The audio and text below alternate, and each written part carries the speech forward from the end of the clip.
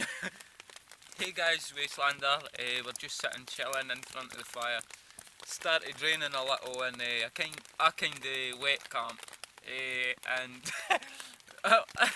there was a moth at our light, so I just grabbed the moth and threw it in the fire for some extra flame. But yeah, we're just sitting chilling. I've got my nice coffee. Dan's got his tea and he's munching on his chocolate. I've just had my noodles, curry noodles, which were fantastic. So we're just sitting chilling, enjoying the ambience, as they would say.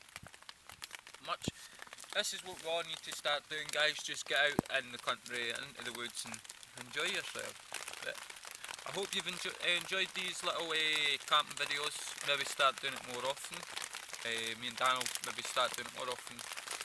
But the fire's looking good. We have to go and get another load of firewood before it gets too dark for us to find any. But yeah, we're enjoying it. So that'll be me for tonight, guys, till tomorrow when breakfast is ready. So keep an eye out for that video and I'll see you then. So as always, take care, and if you're not a subscriber, guys, hit that sub button.